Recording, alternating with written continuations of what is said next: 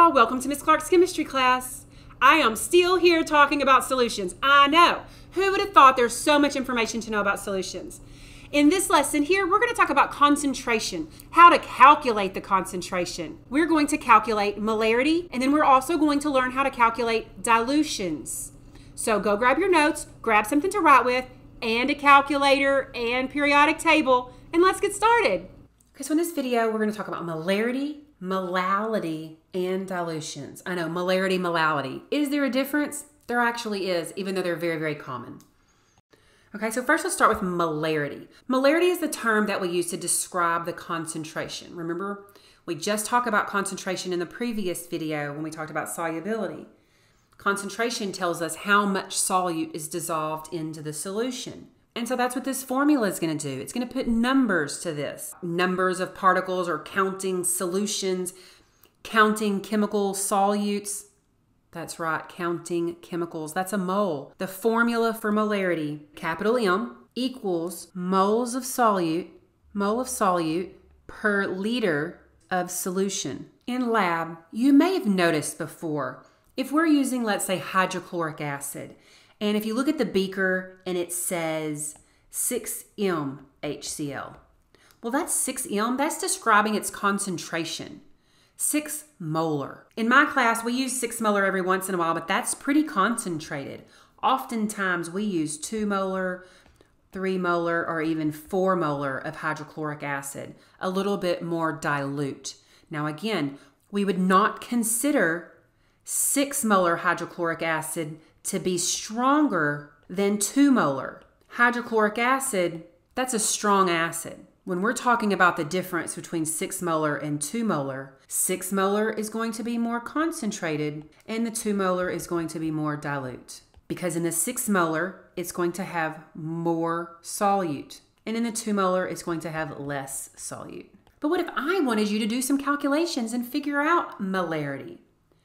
Then again, remember that's just going to be moles over liters. Let's work some problems. What's the molarity of a solution in which 58 grams of NaCl are dissolved in 3 liters of solution? Okay, so let's write that formula down. Molarity equals moles over liters. I like to abbreviate that formula to just say moles over liters.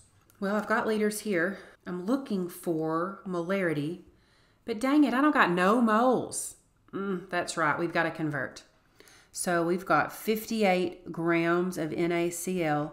Whatever's on top comes on bottom. Grams goes on bottom. That's the molar mass of 1 mole.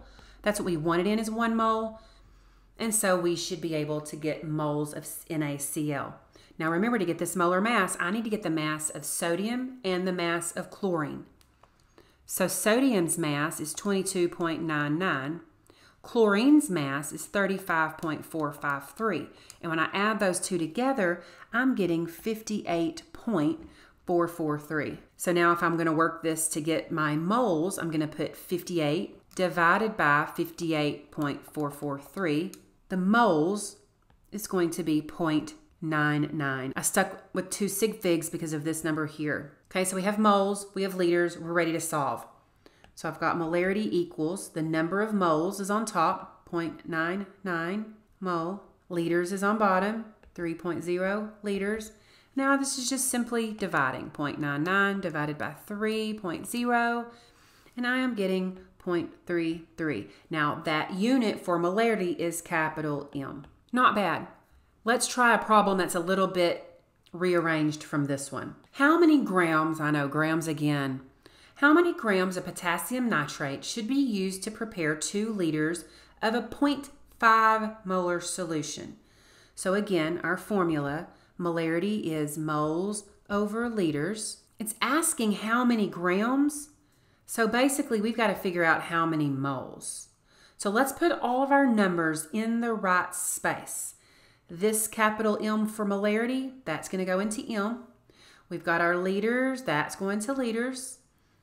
I'm going to put it in just like it shows. We've got 0.500 equals X, that's what I'm solving for, over our liters, and our liters are 2.00 liters. 2 ways to look at our math here. We want to get X all by itself, and right now X is being divided by 2, so to get it away, we need to multiply. by 2. And that will cross that out. So now we've got 0.5 times 2. I can't even believe I just put that in the calculator because that is going to give us 1 gram of KNO3. Oftentimes I work this a little bit different, the algebra.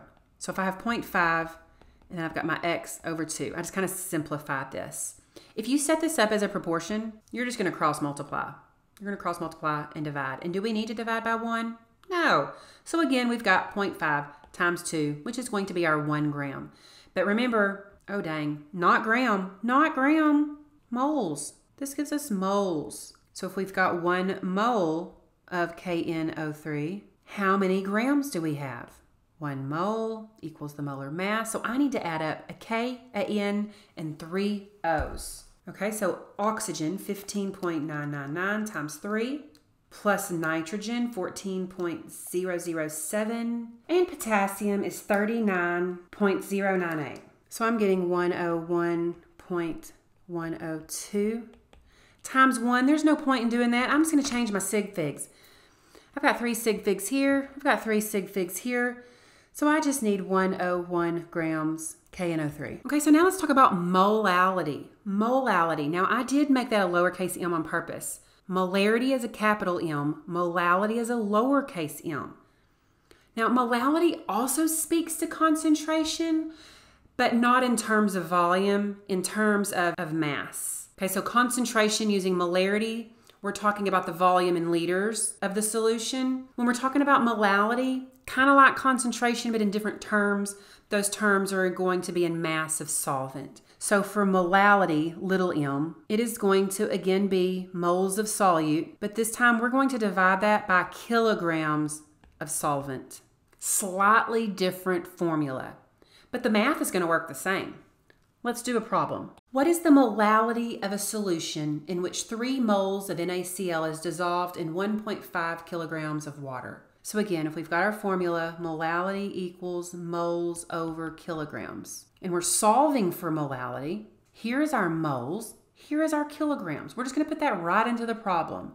So molality equals 3 moles divided by 1.5 kilograms. And so we're getting a 2 molal solution. Let's look at another example. How many grams of iodine should be added to 750 grams of carbon tetrachloride to prepare a 0.020 molal solution? Remember, this moles is for solute and this kilograms is for solvent. If iodine is being added to carbon tetrachloride, iodine is going to be the solute and carbon tetrachloride is going to be the solvent. So that means we are solving for this. And this 750 grams, that needs to go on the bottom. 750 grams, we need to change that to kilograms. There are 1,000 grams in a kilogram. That's 3 zeros. And I honestly just do not mind if you move the decimal. So that is going to be 0.750. Okay, so now we've got everything that we need. In M spot, we're going to put 0.020. In moles spot, I'm going to put an X. That's what we're solving for. And in kilograms of solvent, we've got 0.750. Okay, so right now, X is being divided by 0.75. We want X all by itself. So we're going to multiply that on both sides. That will get rid of this. X equals 0.750 times 0.020, and I'm getting 0.015. But remember, that's moles, and our problem asks us about grams. 1 mole is equal to the molar mass. I didn't leave us very much space. We're talking about I2. So iodine is 126.904. We've got 2 of those, so let's multiply that by 2.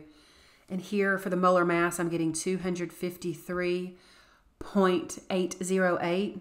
So if I put this into the calculator to get total grams, and let's look at our sig figs here. I've got 2 sig figs here.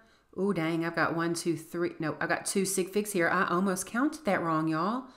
1, 2, 1, 2. I need 2 sig figs. I'm getting 3.8 grams. One last topic for this lesson, dilutions. When we talk about needing to do dilutions, that's because in the chemical store closet of your teacher's classroom, we're going to buy the stock solution. That means it's coming to us full concentration. For example, hydrochloric acid's full concentration is 12 molar. But I never, ever, ever let students mess with 12 molar hydrochloric acid. That's way too concentrated. So we need to dilute that. And so we need to have a mathematical formula. We need to be able to dilute more concentrated solutions into less concentrated or dilute. And that's what this formula is going to do for us. You might recognize this setup. It looks a lot like Boyle's law. So hopefully the math will be pretty simple. Let's work through a couple of dilution problems to see how this formula works. How much concentrated 18 molar sulfuric acid is needed to prepare 250 mils of a 6.0 molar solution? So again, let's start with our formula. MV equals MV. Now you can put the ones and the twos. It really doesn't matter. What really matters is that you keep the information together that goes together. Like for example, 250 mils of a 6 molar. Those go together. It really doesn't matter what side of the formula it goes on to. So I'm going to go ahead and just put them on the left.